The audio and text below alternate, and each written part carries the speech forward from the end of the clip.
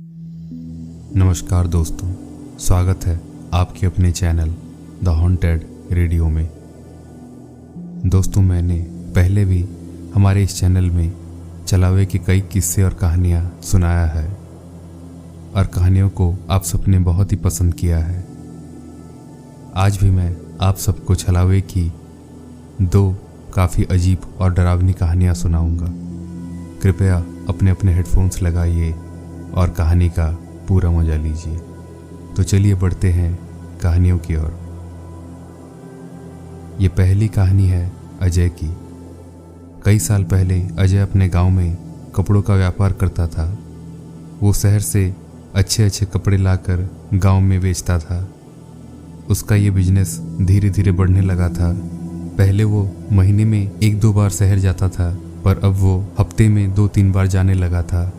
जो रास्ता गांव से शहर जाता था वो एक पहाड़ी रास्ता था। तो बारिश के दौरान पत्थर टूटकर रास्ता कभी भी अचानक से बंद हो जाता था और रास्ता साफ होते होते काफ़ी देर हो जाती थी। इसीलिए लोग तब जंगली रास्ते का इस्तेमाल करते थे। पर उस रास्ते का एक अजीब नियम था। उस रास्ते में एक जगह पर एक पुराना खंडहर था और उस रास्ते से जाने वाले आदमी उस खंडहर में शराब चढ़ाते थे।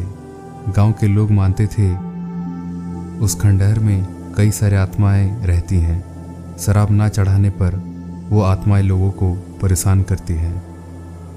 पर अजय इन सब बातों को नहीं मानता था। उसे ये सब बस एक मजाक और अंधविश्वास लगता था। एक दिन अचानक अजय को कपड़ों का एक बड़ा ऑर्डर मिल गया था शादी के लिए। तो वो खुश होकर कपड़े खरीदने शहर चला गया। अपने एक छोटे से ट्रक से कपड़े खरीदते हुए उसे शाम हो गई और वापस लौटते हुए रात हो गई। वो गांव के पहाड़ी रास्ते में आया ही था कि अचानक उसे रास्ते के बीचों बीच एक बड़ा पत्थर पड़ा हुआ दिखा। मतलब रास्ता बंद हो गया था। तब शायद रात के 9 बजे थे।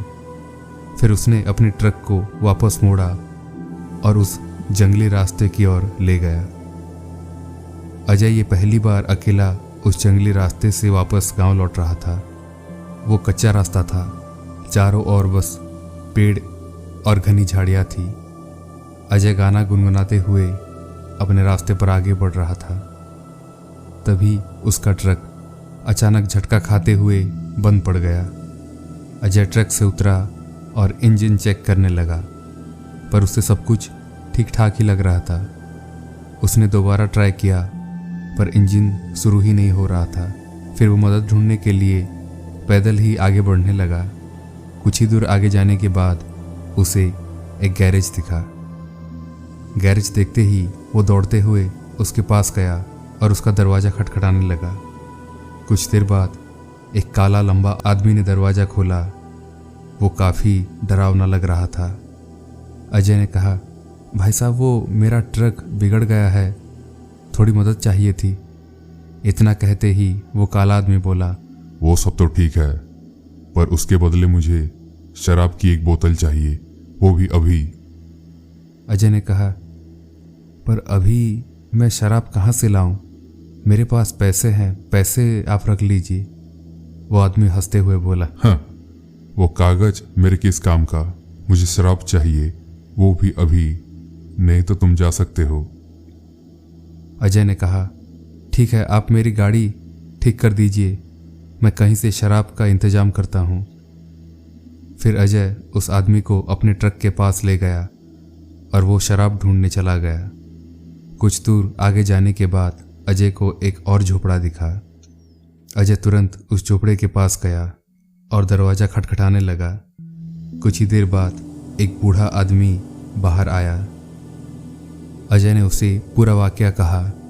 ये सुनते ही उस बूढ़े आदमी ने तुरंत उसे अंदर बुला लिया।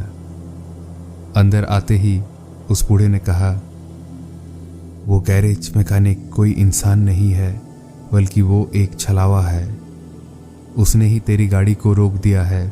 बिना शराब के वो तुझे वापस नहीं जाने देगा। फिर अजय ने कहा, बाबा, अब मैं क्या करूं? तू सुबह तक यहीं रुक जा। सुबह होते ही तू अपने गांव पैदल चले जाना और शराब खरीद कर अपनी गाड़ी के पास रख देना और बिना पीछे मुड़े अपनी गाड़ी लेकर गांव वापस चले आना। और याद रहे, आइंदा बिना शराब लिए कभी भी इस रास्ते से मत गुजरना। फिर सवेरा होते ही अजय पैदल गांव गया और वहां से शराब ले आया और उसके गाड़ी के पास रखकर गाड़ी स्टार्ट करने लगा। गाड़ी स्टार्ट हो गया और अजय दोबारा गांव की ओर वापस बढ़ने लगा। तब उसने एक अजीब चीज देखा। उसने देखा सुबह ना ही वो गैरेज था और ना ही उस बुढ़े का झोपड़ा, वो दोनों ही गायब थे। चारों ओर बस पेड़ ही पेड़ थे। ये दूसरी कहानी निखिल की है और आगे की कहानी मैं उसी के ही पॉइंट ऑफ व्यू से सुनाऊंगा। ये बात बस कुछ ही महीने पहले की है। मैं एक बैंक में लोन डिपार्टमेंट में काम करता था और मेरा फील्ड वर्क का ही काम था।